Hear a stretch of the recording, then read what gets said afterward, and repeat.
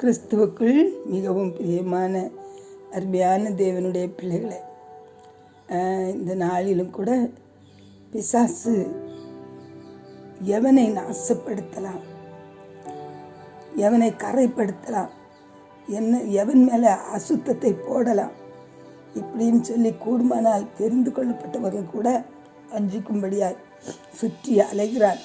தனக்கு கொஞ்ச காலம் மாத்திரம் உண்டென்று சொல்லி அவன் கர்ச்சிக்கிற சிங்கம் போல எவனை விழுங்கலாமோ என்று சொல்லி அவன் அலைந்து திரிகிற இந்த நாட்களிலே விசுவாசத்தை காண்பாரோ என்று சொல்லும்படியாய் ஒருவேளை விசுவாசத்தை கூட அவன் எடுத்து போடலாம்.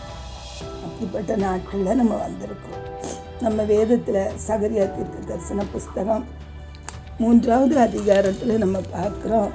அங்கே பிரதான ஆசாரியனாகிய யோசுவா தேவனுடைய தூதனுக்கு முன்பாக அவன் நின்று கொண்டிருக்கிறான். அவனுக்கு துரோகம் செய்யும்படி பிசாசு அவனுடைய வலது பக்கத்திலே நிற்கிறான். யோசுவா அழுக்கு வஸ்திரம் தரித்தவனாய் தூதனுக்கு முன்பாக அவன் நிற்கிறான். பாருங்க, எவ்வளோ பெரிய பிரதான ஆசாரியன்.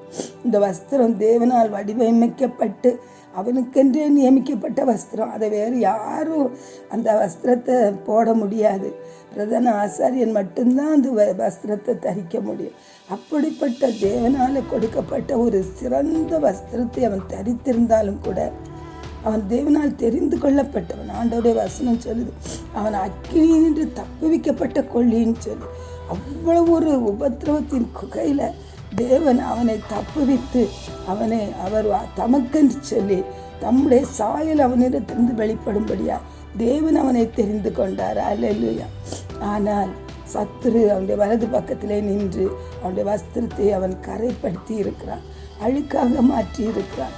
ஆனால் அவனுக்கு துரோகம் செய்யும்படி அவன் காத்திருக்கிறான். இன்றைக்கும் கூட உங்களுடைய வாழ்க்கையில் பொல்லாத பிசாசு உங்களுடைய வாழ்க்கையில் விசுவாசத்தை கெடுத்திருக்கலாம், தேவன் மேலே இருக்கிற அன்பை கெடுத்திருக்கலாம், உங்களுடைய வேத வாசிப்பை கெடுத்திருக்கலாம், உங்களுடைய அபிஷேகத்தை கெடுத்திருக்கலாம்.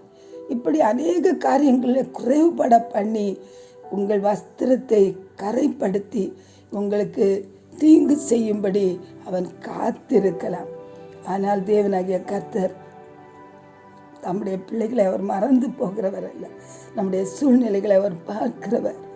இந்த நாளிலும் கூட உங்களுடைய வாழ்க்கையிலும் எந்த காரியத்தில் நீங்கள் சத்ருவால் கரைப்பட்டு போனீர்களோ, உங்கள் பிள்ளைகளுடைய வாழ்க்கையை கரைப்பட்டு போயிட்டா, உங்களுடைய குடும்பம் கரைப்பட்டு போயிட்டா, ஆமேன்.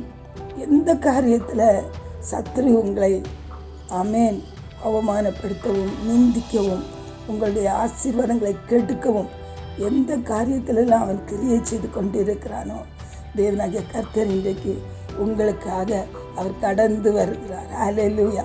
உங்களுடைய சூழ்நிலைகளை அவர் பார்க்கிறார்.